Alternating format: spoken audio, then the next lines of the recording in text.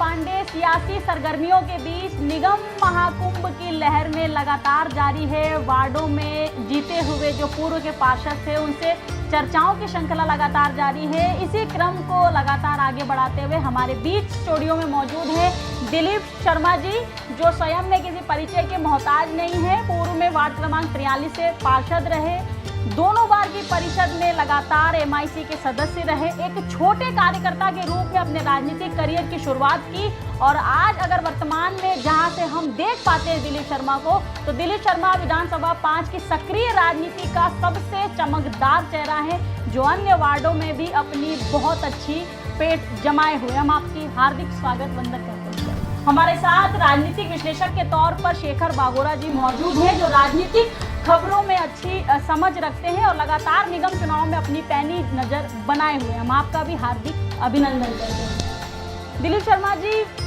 आपसे ये कहना कि चुनौतियां क्या थी, क्योंकि आप स्वयं में दूसरों के लिए चुनौतियां पैदा करने वाले व्यक्ति थे, जो दूसरों के लिए चुनौतियां पैदा करते हैं।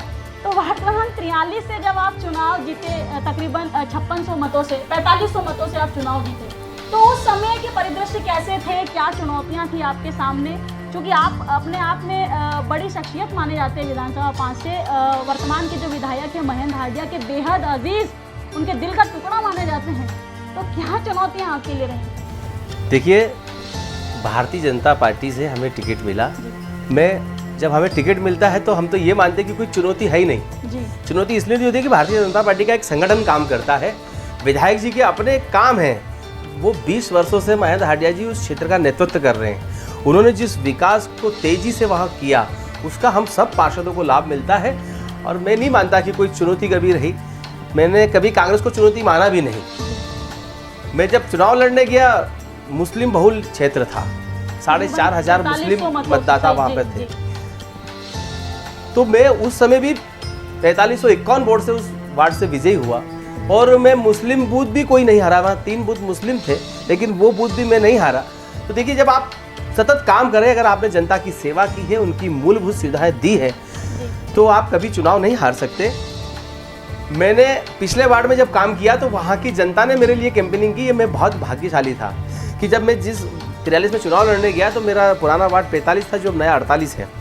तो वहाँ मुझे लोग बोलते थे, भैया आपके लिए तो फ़ोन आ गया, आप चिंता मत करिए, वोट हम आपको देंगे। आम जनता जब ये बोले तो फिर चुनौती कैसे हो सकती है? शेखर बागोरा जी, कैसे देखते हैं तकरीबन 4500 जो वोट हैं? स्वयं दिलीप शर्मा जी ने बताया कि वार्ड क्रमांक 43 में तकरीबन 4500 जो वोट हैं वो अल्पसंख्यक समुदाय के हैं, और इन्होंने स्वयं ने ही कहा कि एक भी मुस्लिम बूथ जो है दिलीप शर्मा चुनाव हारेंगे। इसके ठीक विपरीत अगर पिछले विधानसभा चुनाव की बात की जाए तो महेंद्र हार्डिया यहाँ वोटों के लिए, मुस्लिम वोटों के लिए लगातार संघर्ष करते हुए नजर आए। यही कारण है कि जो इनकी लीड थी वो बाबा की घट करके ठीक आधी हो गई। 3800 या 3700 मतों से जो है महेंद्र हार्डिया चुनाव जीतते हैं और 4500 प्लस वोटों से जो है दिलीप शर्मा चुनाव जीतते हैं। तो क्या व्यक्तित्व का अंतर है, क्या व्यवहार का अंतर है, क्या सक्रियता का अंतर है, क्या विकास का अंतर है? आखिरकार ऐसा क्या अंतर है जो दिलीप शर्मा को ज़्यादा लीड मिली, वहीं अगर बाबा की बात की जाए तो वो लीड घट गई? जैसे प्रियंका जी, दिलीप शर्मा जी का कहना है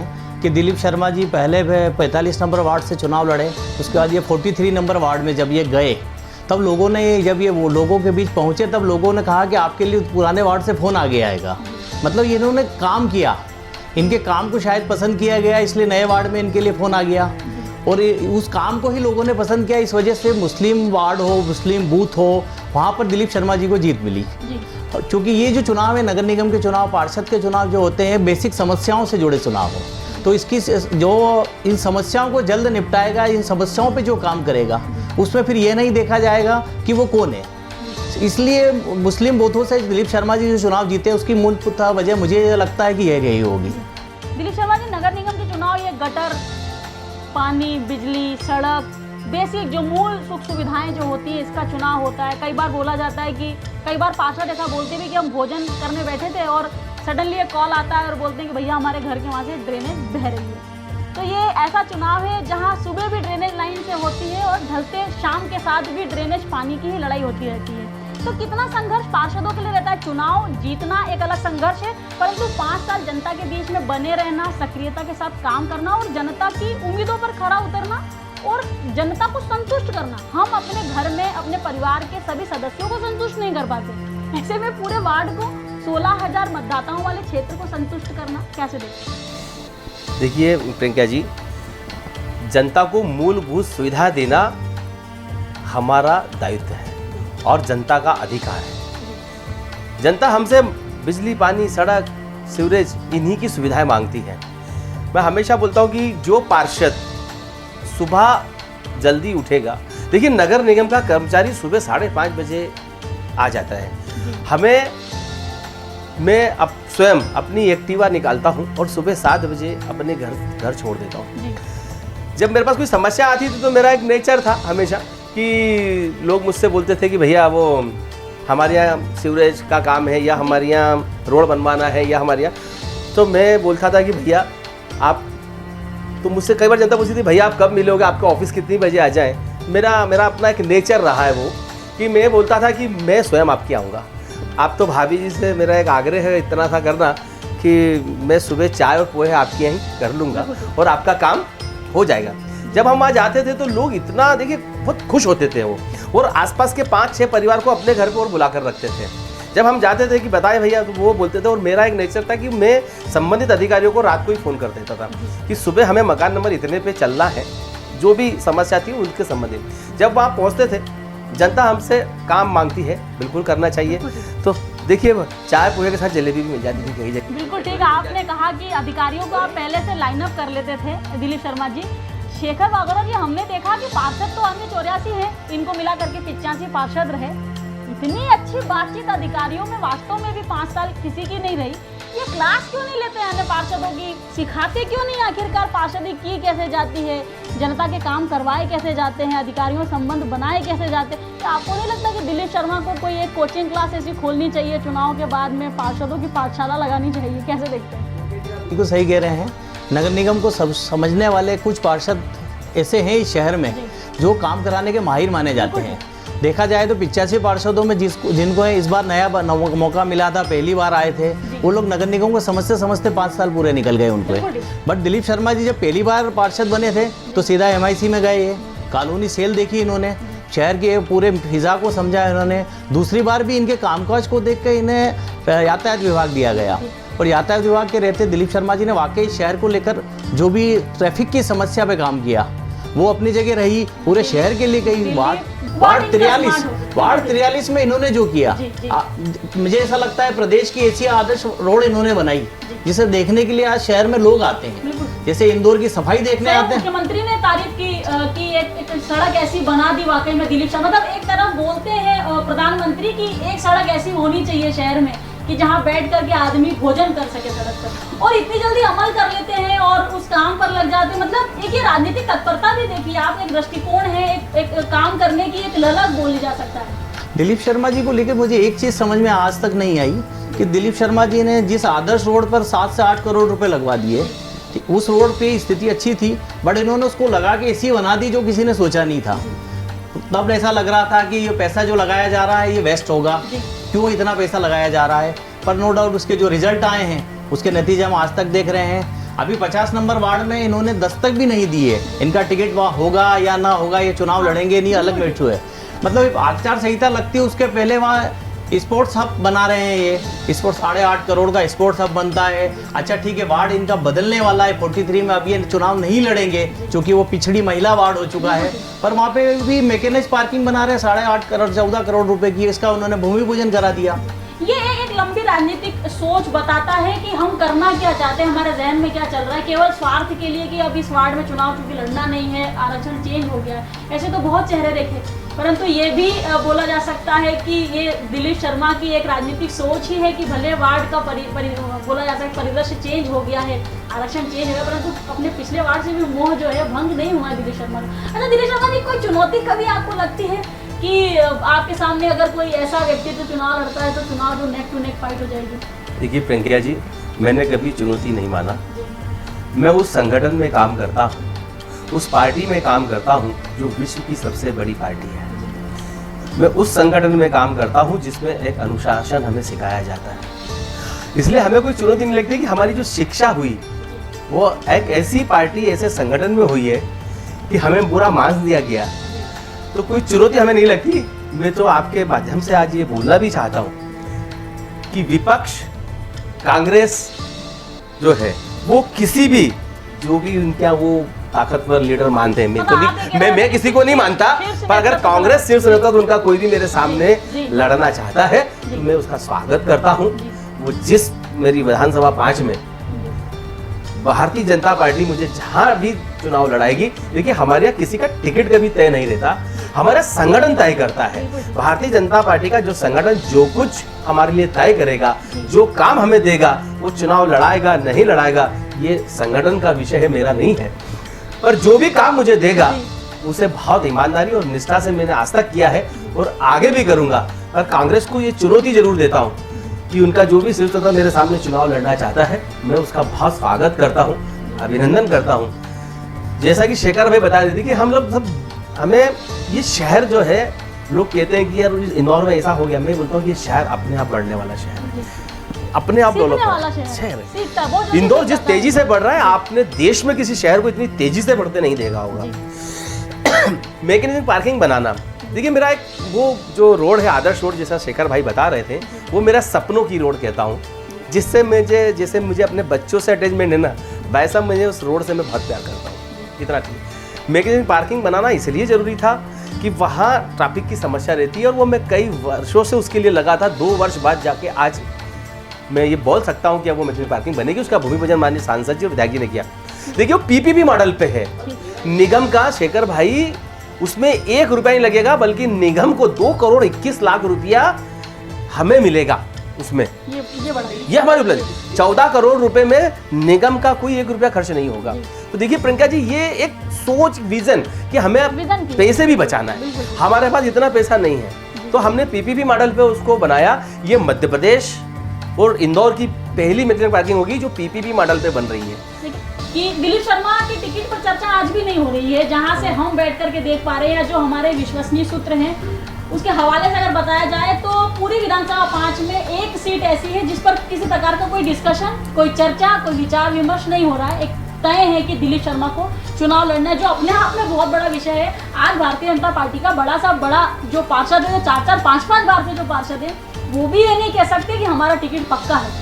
तो कहीं ना कहीं ये बोला जा सकता है कि व्यवहारिकता के तौर पर जो राजनीतिक समझ दिलीप शर्मा रखते हैं, काम करने की जो इच्छा शक्ति है दिलीप शर्मा की, जो डेप्थ है, जो गहराई है राजनीति को लेकर के, जो जनता के बीच में सक्रियता है इनकी, यही कारण है कि पार्टी भी नहीं चाहती कि एक ऐसे चेहरे को चुनाव से बाहर रखा जाए या राजनीति से, सक्रिय राजनीति से दूर किया जाए। कैसे देखते हैं? दिलीप शर्मा जी की वाकई में नगर निगम में काम करने की जो टेक्निक है, नगर निगम को बारीकी से समझते हैं, लोगों के बीच में जो मेल जोल है, लोगों का विश्वास जो जीतते हैं, यही वजह है कि दिलीप शर्मा जी का जो है 2 बार MIC रह गए सीधे सीधे पार्षद बनकर, और तभी इनका नाम अभी मेयर के लिए भी चल रहा है। जो मेयर के लिए नाम निकल के आया उसमें दिलीप शर्मा जी का नाम सिर्फ इसीलिए लिया जा रहा है कि दिलीप शर्मा जी ने जो MIC रहते हुए काम किया है। दिलीप शर्मा जी को आप किसी भी वार्ड में डालेंगे तो उनको चुनाव के लिए कोई दिक्कत नहीं होती है। 5 नंबर में से जब वोटों का मंथन शुरू होगा, विधायक महेंद्र आडिया और संगठन वोटों का मंथन करेगा, तो कुछ नाम ऐसे हैं जिसमें दिलीप शर्मा जी से शुरू करेगा कि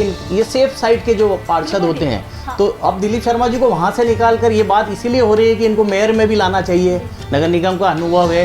मुनासिब भी ना, मान लीजिए अगर कैलाश जी की बात की जाए तो वो भी बहस पार्षद से मेयर बने, विधायक बने। मालिनी गौड़ जी को देखा जाए तो वो भी विधायक से मेयर बनी। उषा ठाकुर पार्षद से आज मंत्रिमंडल में है।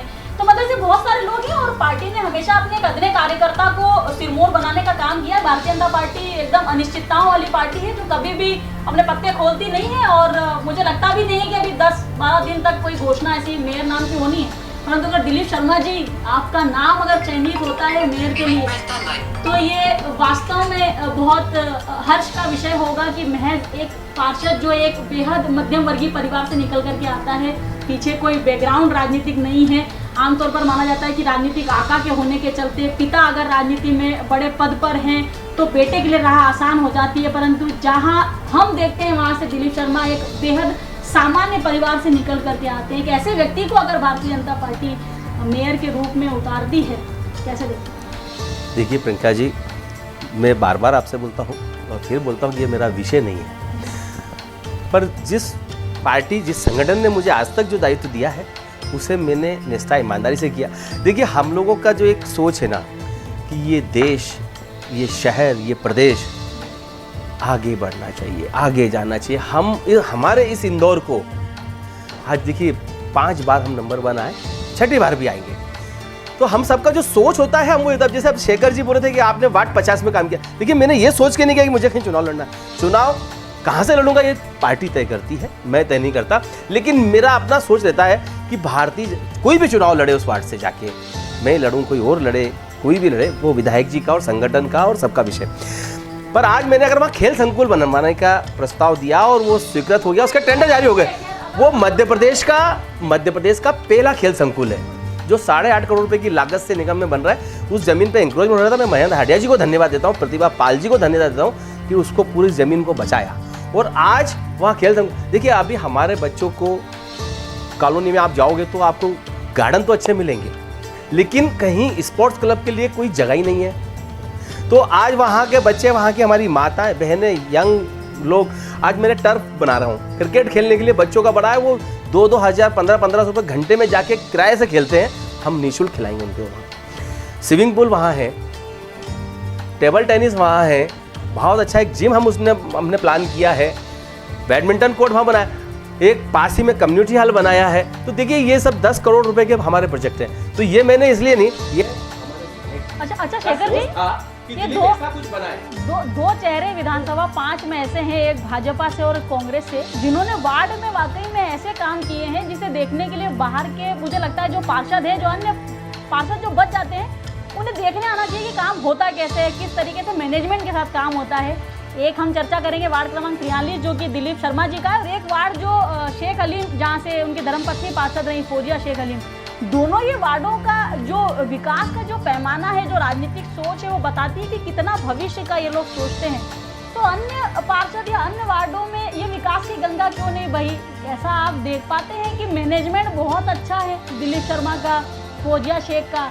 एक राजनीतिक शैली बोली जा सकती है ऐसी है कि अपने वार्ड में उन्होंने किसी भी विकास को आने में हर प्रकार से मेहनत। बात करें काम कराने को लेकर, अगर बात करें तो दिलीप शर्मा जी ने जब आदर्श रोड बनाई थी, तो आदर्श रोड का कॉन्सेप्ट ऐसा नहीं था कि दिलीप शर्मा जी को एक ही जनप्रतिनिधि को करना था, काफ़ी जनप्रतिनिधियों को करना था। ऐसा एक आह्वान था मुख्यमंत्री का कि एक ऐसी रोड बनना चाहिए कि जिस पे बैठ के खाना खाया जा सके। तो उस पर दिलीप शर्मा जी ने काम किया। जब इनकी रोड पे, फुटपाथ पे या रोड पे बैठ के जब खाना खाया गया, पहली टिफ़िन पार्टी जब हुई, उस टिफ़िन पार्टी में शहर के सारे जनप्रतिनिधि और पार्षद आए थे।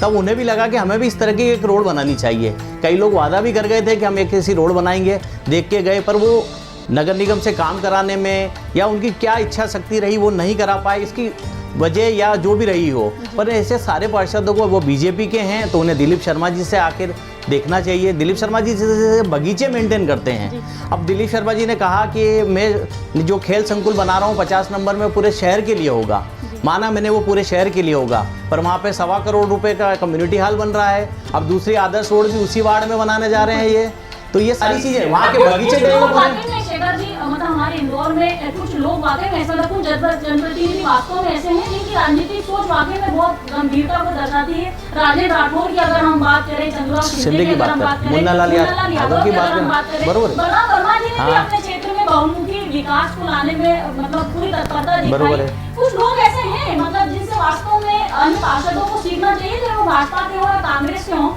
जो ये आरोप लगाते हैं कि अधिकारी फोन नहीं उठाते, जेडो फोन नहीं उठाते। ये मामला तो पूरे 5 साल बना रहा, चाहे मनीष सिंह की बात की जाए, आशीष सिंह की बात की जाए, या वर्तमान में बल्कि अब तो बंद खत्म हो चुकी है, लेकिन काफी सारे लोगों को 99% जनप्रतिनिधियों पार्षदों को शिकायत रहती है प्रतिभा पाल फोन नहीं उठाती। अरे ऐसा कौन सा मंत्र देते हैं दिलीप भैया आप कि क्या मनीष सिंह, क्या आशीष सिंह, क्या प्रतिभा पाल? इसी में एक ऐड और करना चाहूंगा, इसी बात का आप जवाब दीजिएगा। उसमें मैं एक चीज और ऐड करूंगा कि शहर में जहां एलईडी लाइट के लिए 2-2, 5-5 एलईडी लाइट लगाने के लिए पार्षद लोग तरस गए, वार्ड 43 ही ऐसा क्यों रहा जहां सारी एलईडी लाइट लग गई? मतलब ऐसा क्या मैनेजमेंट किया है आपका? देखिए प्रियंका जी, मैं हमेशा एक बात बोलता हूँ, हम राजनीतिक क्षेत्र में जब काम करते हैं, एक तो मुंह में शक्कर होना चाहिए और सिर पे बर्फ होना चाहिए, बोली हमारी बहुत मीठी होना चाहिए। इसलिए होना चाहिए जब हम जनता के बीच में काम करने जाते हैं। देखिए बहुत सारी समस्या रहती है, कभी कभी पब्लिक भी हम पे नाराज होती है, तो उसका मतलब ये नहीं कि हम भी उन पे नाराज हैं। हमें उस समय बहुत समन्वय की जरूरत होती है। अधिकारियों की जहाँ तक बात आती है, देखिए अधिकारी को अगर ये बात समझ में आ गई कि ये जो काम हो रहा है ये जनता के लिए हो रहा है, मैं दावे से बोल सकता हूँ प्रियंका जी, किसी अधिकारी का सोच ऐसा नहीं होता कि वो काम करने के लिए मना है। कभी कभी हमारा कम्युनिकेशन गैप होता है, वो नहीं होना चाहिए। मैं सभी जनप्रतिनिधियों को बोलता, मैं किसी पे आरोप प्रत्यारोप नहीं करता। सब लोग अपनी जितनी क्षमता उनकी होती है, उस क्षमता से वो लोग काम करते हैं। वो तो किस पे सही मर्तबा पार्षद जो है वो हम पत्रकारों से भी शिकायत करते हैं कि अधिकारी फोन नहीं उठाते।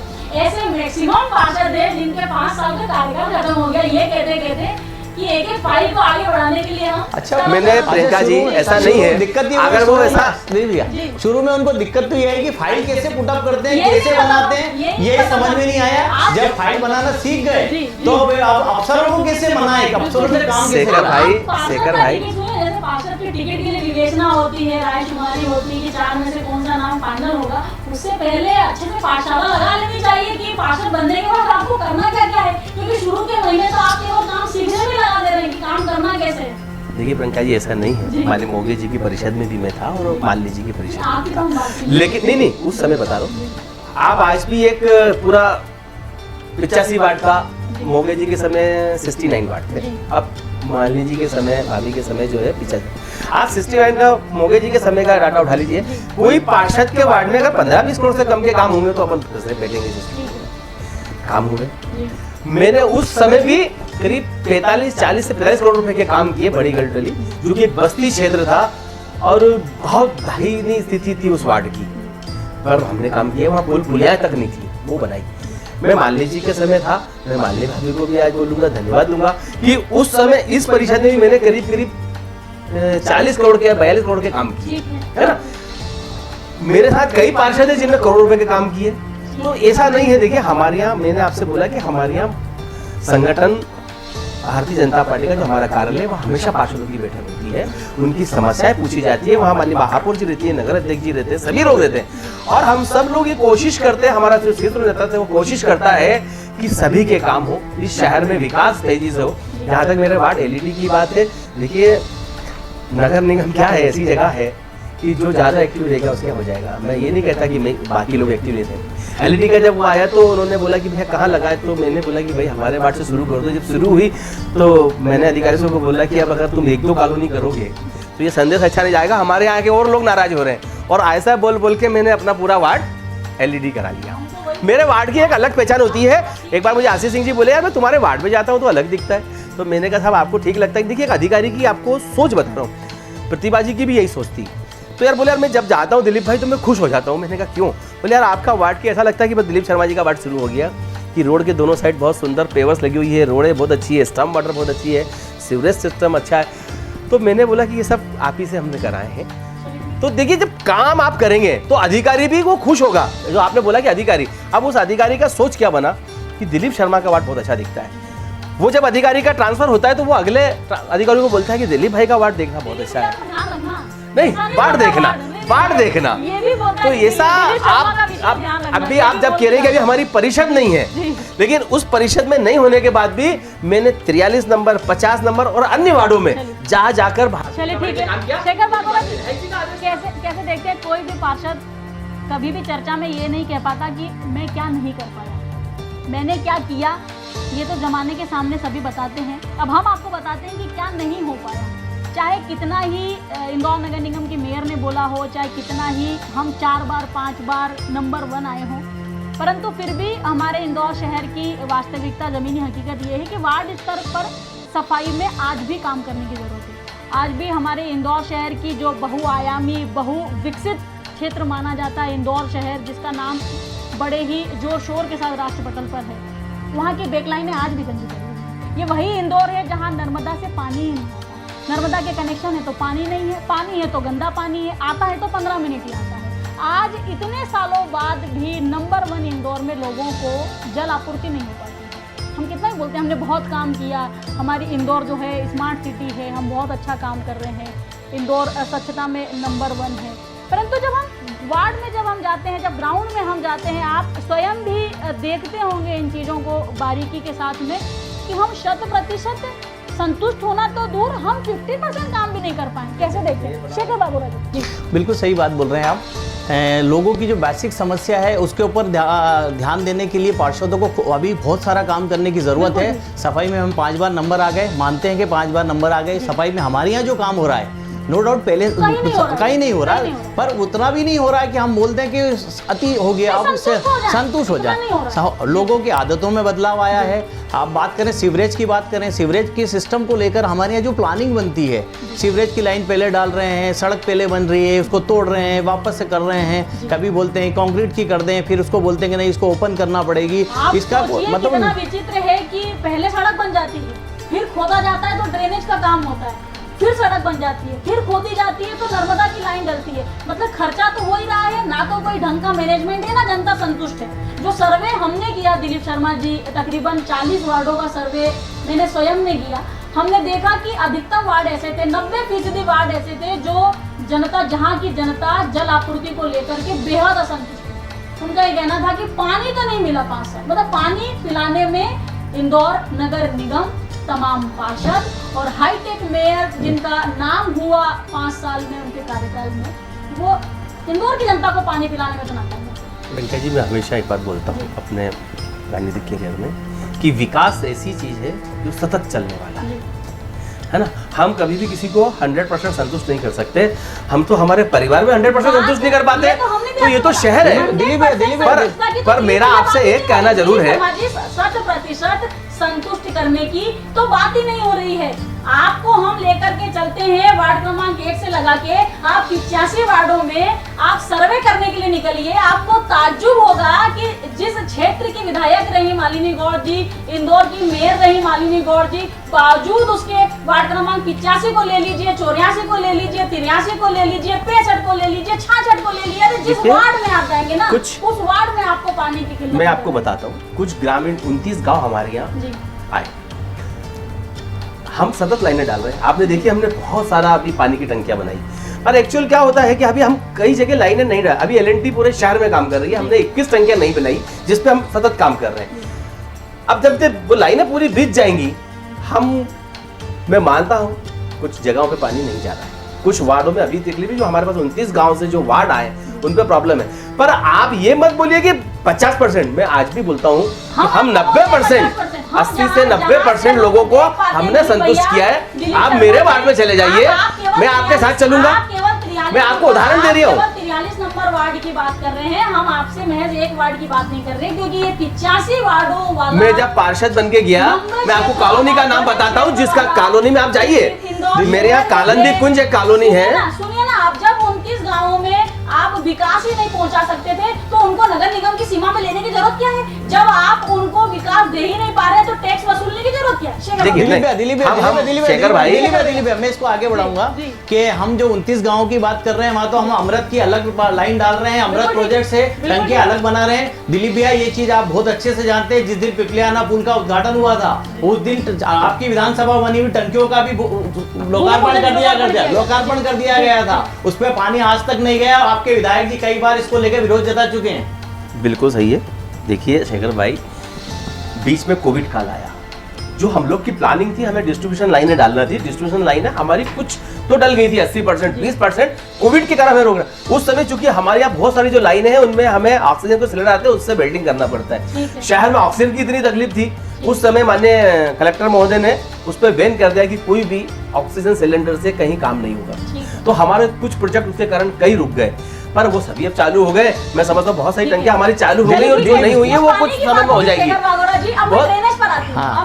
ड्रेनेज की बात भी सुन लीजिए दिलीप शर्मा जी। हवाई तो हमने आपकी बहुत कर ली, क्योंकि क्लास लगाने का विषय है, ये क्लास ले रहे हैं हम आपकी। 5 साल तो बहुत हो गया दिखाते हुए कि दिलीप शर्मा जी ने क्या किया। चूंकि आप MIC में थे तो आपका दायित्व तो पूरे इंदौर के लिए था, इसलिए हम आपसे आपके वार्ड से बाहर निकल के भी बात कर रहे हैं। ड्रेनेज लाइन की अगर बात की जाए तो इंदौर में अगर शेखर बागोरा जी, अगर 3 घंटे पानी गिरता है और 2 घंटे भी हाहाकार वाली अच्छी बारिश होती है, तो इंदौर की जो स्मार्टनेस है वो अगले दिन अखबारों में नजर आती है। और यही दिलीप शर्मा जी हैं जो नाला टेपिंग को फोड़ते हैं पिछले साल बिल्कुल पिपलियाना में। सबसे पहले आप ही नाला टेपिंग थोड़ी है। मैं बिल्कुल इस बात को बोलता हूँ और स्वीकार करता हूँ कि मेरा भ्रष्टाचार है। देखिए, दिलीप शर्मा एक ऐसा नाम है कि मैं जितना अधिकारी को अप्रिशिएट करता हूँ कि अगर उसने अच्छा काम किया तो मैं उन्हें धन्यवाद देता हूँ, लेकिन किसी अधिकारी ने कोई गलत काम किया है तो मैं उसका बहुत ताकत से विरोध भी करता हूँ और उस अधिकारी को ठीक करने की ताकत भी रखता हूँ। और मैंने उन अधिकारियों को ठीक भी किया। जिस कुछ काम अगर बिगड़े, आप अपनी प्रियंका जी किस्मती मानिए कि इंदौर में इंद्र देवता जो है वो मेहरबान ही नहीं हुए। अगर वास्तव में जैसी बारिश इंदौर में होती है, अगर वैसी बारिश होगी तो इंदौर का जो विकास है और इंदौर के विकास का जो पैमाना है, जो करोड़ों अरबों रुपए का जो विकास यहाँ होता है, प्रियंका जी हमारी वो निकल कर बाहर आएगा कि कितना। शेखर भाई, आप निगम को बहुत अच्छे से समझते हैं। हमारी मैं आपको बोलना चाहता हूँ, दिलीप भैया का जो घरेलू वार्ड है 50 नंबर जिसमें ये रहते हैं, मैं 43 की बात नहीं कर रहा थी, घरेलू वार्ड है, उसमें पिछली बारिश में पिपलियाना गांव डूब गया और दिलीप शर्मा जी जाते हैं और नाला टेपिंग को उस समय फुड़वाते हैं और बोलते हैं कि गलत हुआ है और जिसकी आवाज ये चिट्ठी भी लिखते हैं उस नाला टेपिंग को। शेखर भाई, उसी के बारे में बोलता हूँ। देखिए, जब कोई गलती अधिकारी करता है, मैंने उसका विरोध किया, उस अधिकारी ने मुझसे बोला कि भैया हमसे लाइन गलत डली है। उसी अधिकारी ने अब वो नई लाइन डाली है वापस से। ठीक है, हमारे 50 लाख रुपए खर्च हुए हैं नगर निगम के। बिल्कुल, आप पिपलियाना में पानी नहीं भराएगा। हमने जो सीवरेज की लाइन डाली है, आप भी मेरे साथ दौरा करेंगे। कृषि महाविद्यालय हमें जमीन नहीं दे रहा था कारपोरेशन को, कृषि महाविद्यालय से हमने जमीन ली, जमीन लेकर उस लाइन को हमने सेंट पाल का जो हमारा सीवरेज प्रोजेक्ट की जो लाइनें चल रही हैं सेकेंडरी, हमने सेकेंडरी में जाके उस लाइन को अब मिलाई है। तो आप देखिए, वो नाले में पानी है और वो मिला। देखिए, कुछ गलतियां होती, जब हम कहीं काम करने जाते हैं, मैं अधिकारियों का पक्ष नहीं लेता, कुछ गलतियां होती हैं। हम भी स्वाभाविक राजनीतिक क्षेत्र में काम करते हैं, कई बार हमसे भी कुछ गलतियां होती हैं, तो हमें भी संगठन की डांट सुनना पड़ती है।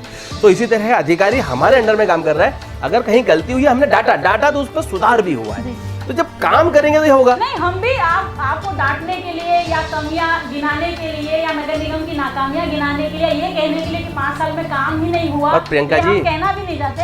हमारा सिर्फ इतना सा कहना है कि हम आपके सामने कमियां या जो बाकी रहेगा वो इसलिए बता रहे हैं। मैंने तो स्वीकार किया उसको। पार्षद आप ही लोग हैं, आप ही लोग चयनित होकर के आप ही में से 85 शेखर भाई इंदौर विकास की बात करने वाले, ये वही लोग हैं जो नगर निगम परिषद में वापस सम्मिलित होने वाले। आप ही में से कुछ चेहरे होंगे जो मेयर इन काउंसिल का हिस्सा भी बनेंगे। आप ही में से कोई कार्यकर्ता होगा जो मेयर बन करके इंदौर के विकास का दायित्व उठाएगा। यही कारण है हम आपसे इतनी चर्चा कर रहे हैं। शेखर भाई मुझे बहुत अच्छे से जानते हैं, क्योंकि निगम लिखते हैं।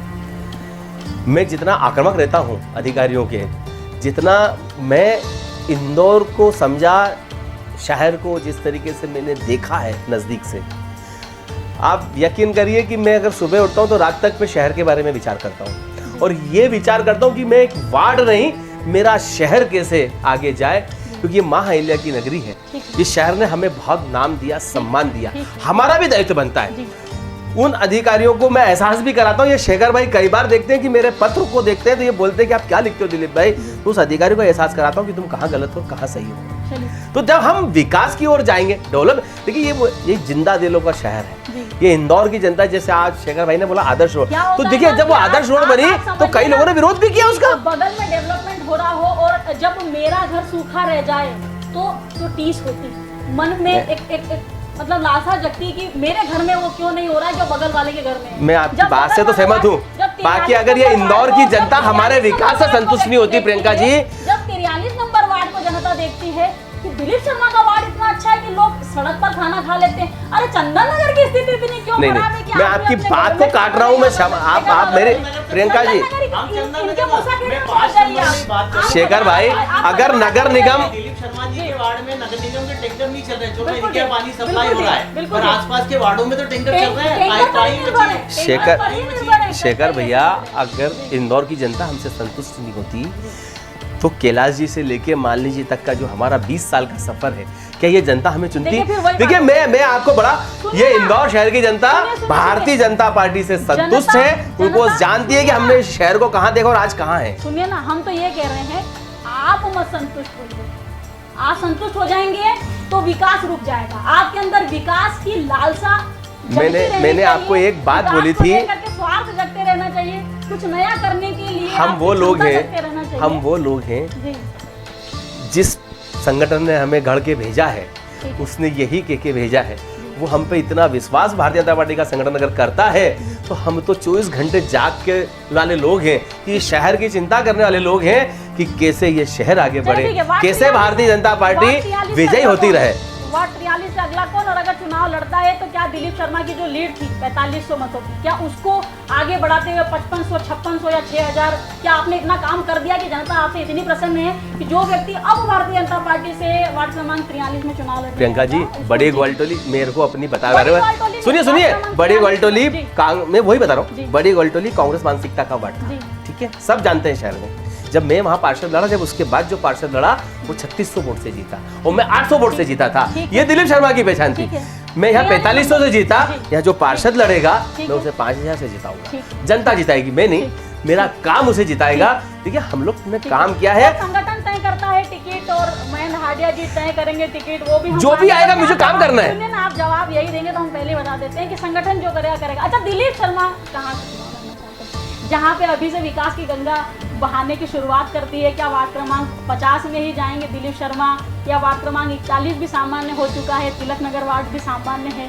किन वार्डों की तरफ देखिए रुझान? मुझे कहाँ काम करना है, जी। मुझे सत्ता में करना है, संगठन में करना है, वार्ड में करना है, ये संगठन मैं तय तय नहीं करेगा। करता। संगठन ये तय भारतीय जनता पार्टी का ठीक, शीर्ष नेतृत्व ठीक। और भारतीय जनता पार्टी का संगठन ठीक। ये तय करेगा, और जो भी मुझे दायित्व देगा, जिस तरीके से मैंने अभी निर्वाह किया, आगे भी उस दायित्व का निर्वाह करूंगा।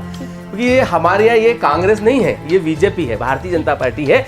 या वही होगा जो संगठन तय करेगा। अभी देखिए किसी का कोई नाम तय नहीं है, जी। कौन कहाँ से लड़ेगा ये तो वो तय करेंगे संगठन, और वो जहाँ तय करेंगे हम सब लोग उस क्षेत्र में जाकर काम तो करेंगे। आपके चेहरे पे झलकती हुई ये मुस्कान और ललाट पर जो तेज है, जो उत्साह है, और आवाज में जो ऊर्जा है, वो भले ही संगठन संगठन का गाना गाती हो, परंतु अंतर्मन से आप जानते हैं कि विधानसभा 5 के किस वार्ड पर दिलीप शर्मा को चुनाव लड़ना है और MIC में किस विभाग की जिम्मेदारी दिलीप शर्मा को उठाना है। ये दोनों ही बातों से आप भली भांति परिचित हैं। यह थी हमारी दिलीप शर्मा जी से विशेष चर्चा। एक नए चेहरे के साथ, नई ऊर्जा के साथ, नए दिन के साथ फिर होंगे आपके बीच। मुझे दे दीजिए इजाजत, बने रहिए रेड 90।